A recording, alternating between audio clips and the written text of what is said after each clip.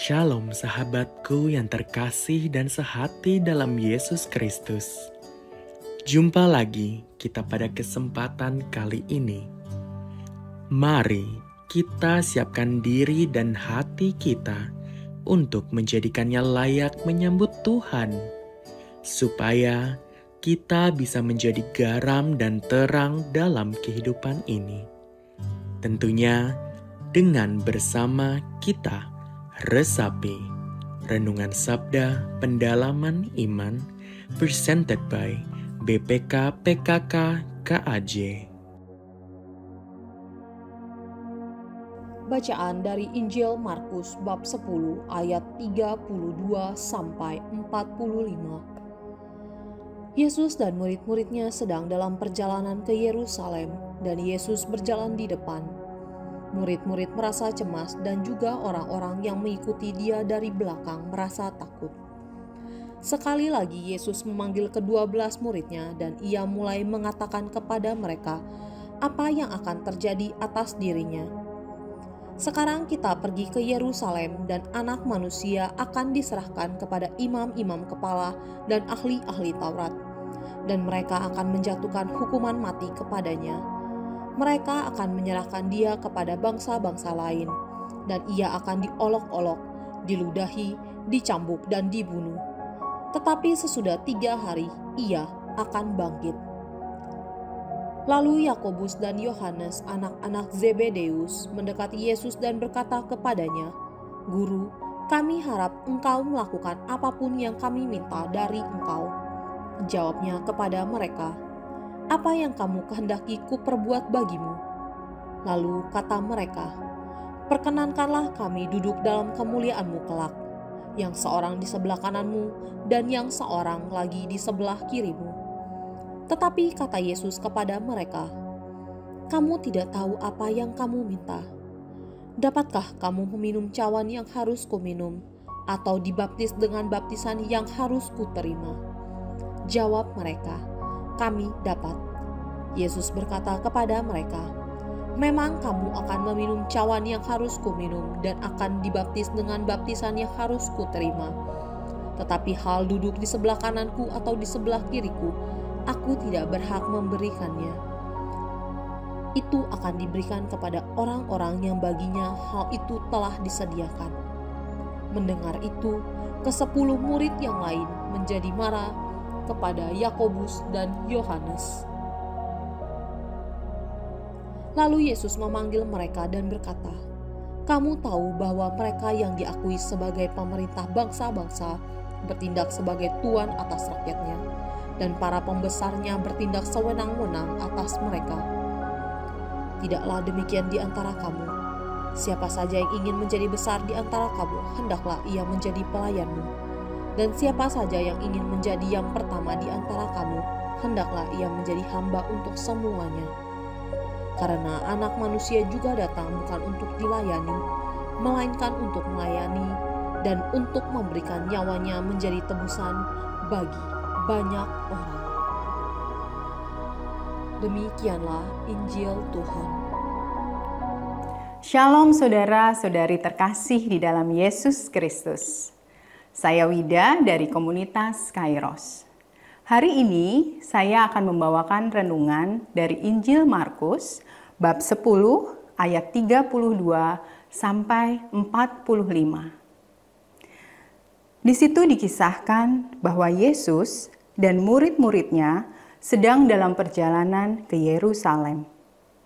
Lalu Yesus berkata kepada 12 murid-muridnya, "Sekarang kita pergi ke Yerusalem, dan Anak Manusia akan diserahkan kepada imam-imam kepala dan ahli-ahli Taurat."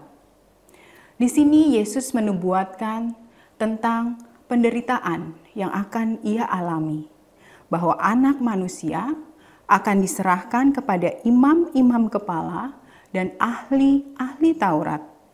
Lalu dia akan dijatuhi hukuman mati. Namun setelah 3 hari ia akan bangkit.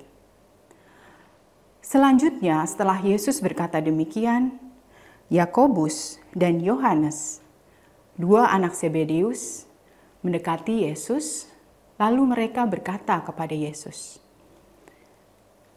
Mereka meminta kepada Yesus untuk menempatkan mereka pada posisi tertinggi di sebelah kiri dan di sebelah kanan Tuhan Yesus. Mereka berpikir bahwa kerajaan Tuhan Yesus sebentar lagi akan berkuasa di Yerusalem. Mereka berpikir sebagai orang yang dekat dengan seorang raja, mereka akan mendapatkan kekuasaan dan juga akan mendapatkan penghormatan. Mereka tidak paham apa yang dimaksud Yesus dengan kerajaannya. Menanggapi permintaan dari Yakobus dan Yohanes, lalu Yesus berkata, "Kamu tidak tahu apa yang kamu minta.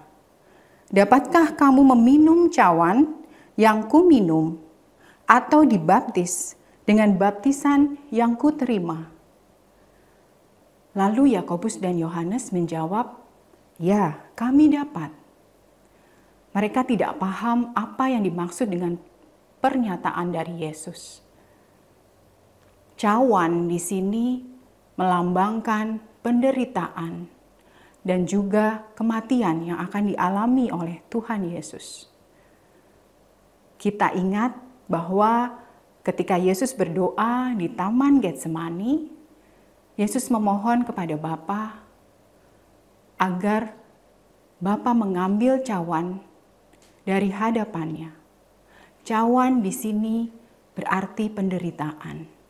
Demikian juga dengan kata-kata, "Dapatkah kamu minum cawan yang kuminum atau dibaptis dengan baptisan yang kuterima?"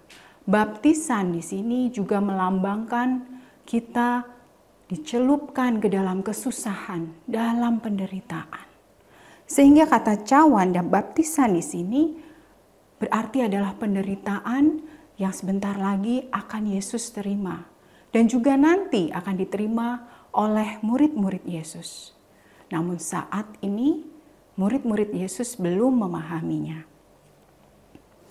Lalu Yesus berkata kepada mereka bahwa memang kamu akan meminum cawan yang harus kuminum dan akan dibaptis dengan baptisan yang harus kuterima.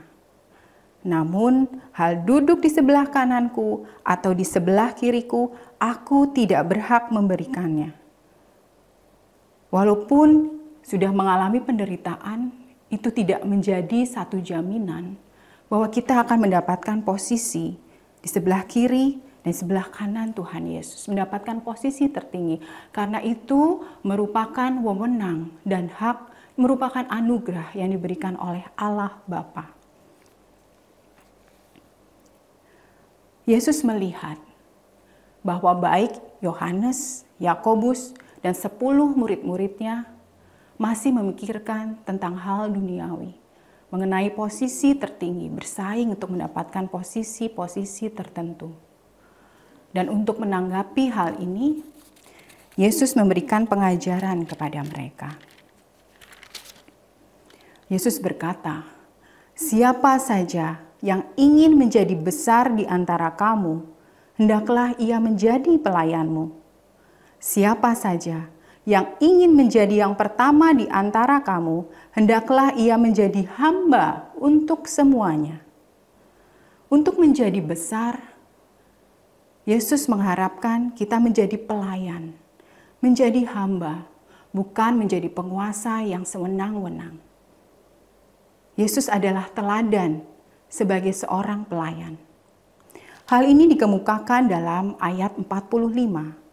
Karena Anak Manusia juga datang, bukan untuk dilayani, melainkan untuk melayani, dan untuk memberikan nyawanya menjadi tebusan bagi banyak orang. Yesus datang bukan untuk dilayani, dia tidak minta dilayani. Dia datang untuk melayani. Bahkan ia memberikan nyawanya untuk menebus dosa-dosa manusia.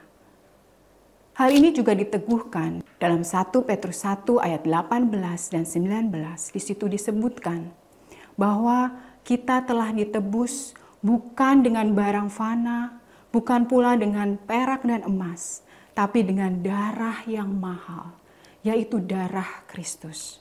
Dan hal ini juga menggenapi nubuat yang telah disampaikan Nabi Yesaya, bahwa hamba Tuhan yang akan mati demi banyak orang. Saudara-saudari yang terkasih, Yesus tidak mengharapkan kita menjadi pemimpin sebagai penguasa yang memiliki wewenang yang semena-mena. Namun Yesus berharap kita menjadi yang besar dengan melayani, dengan peduli kepada orang-orang di sekitar kita, peka terhadap kebutuhan orang-orang di sekitar kita, dan juga mau berkorban, tidak hanya mementingkan kepentingan diri kita sendiri. Yesus adalah contoh, adalah teladan sebagai seorang pelayan. Yesus mengabdikan dirinya untuk kaum lemah, untuk kaum miskin. Juga Yesus mau menolong para pendosa. Yesus pun membasuh kaki para rasul. Dan pada akhirnya pun Yesus rela mati di kayu salib, mencurahkan darah di kayu salib untuk menebus dosa-dosa kita manusia. Dengan demikian, kita dibebaskan dari belenggu dosa. Dengan dibebaskan dari belenggu dosa, kita mendapatkan kehidupan yang kekal, kita mendapatkan sukacita. Dan hendaklah kita, saudara-saudari, bisa menjadi pengikut Kristus, mengikuti teladannya. Tidak hanya mau dilayani, tapi mau melayani sesama. Melayani sesama yang ada di sekitar kita. Dengan penuh kasih melayani keluarga, pasangan, suami istri kita, anak-anak kita. Melayani orang-orang yang ada di sekitar rumah kita. Melayani gereja, dan melayani orang-orang yang kita temui dalam kehidupan kita. Dan biarlah kasih Tuhan terus tersebar dan terus dirasakan, memulihkan banyak orang. Hendaklah kita bisa menjadi pelayan-pelayan Tuhan. Baiklah, saya akan tutup renungan hari ini dengan berdoa. Mari kita berdoa. Dalam nama Bapa dan Putra dan Roh Kudus. Amin. Tuhan Yesus Kristus, kami mengucapkan syukur terima kasih karena Engkau telah membebaskan kami dari belenggu dosa. Tuhan Yesus, kami mohon rahmat-Mu agar kami senantiasa bisa melayani, tidak hanya ingin dilayani. Biarlah kami bisa meneladani-Mu untuk bisa berbagi kasih buat sesama di sekitar kami. Mau membagi kasih-Mu kepada orang-orang di sekitar kami, kepada keluarga kami, kepada orang-orang yang ada di lingkungan rumah kami, dan juga pada setiap orang yang kami temui dalam kehidupan kami. Dan biarlah semakin banyak orang merasakan kasih-Mu, dan merasakan pemulihan yang datang daripada-Mu. Tuhan Yesus, bantu kami untuk bisa menjadi pelayan-pelayan-Mu yang setia. Amin. Kemuliaan kepada Bapa, Putra, dan Roh Kudus, seperti pada permulaan, sekarang, selalu, dan sepanjang segala abad. Amin. Dalam nama Bapa dan Putra dan Roh Kudus. Amin.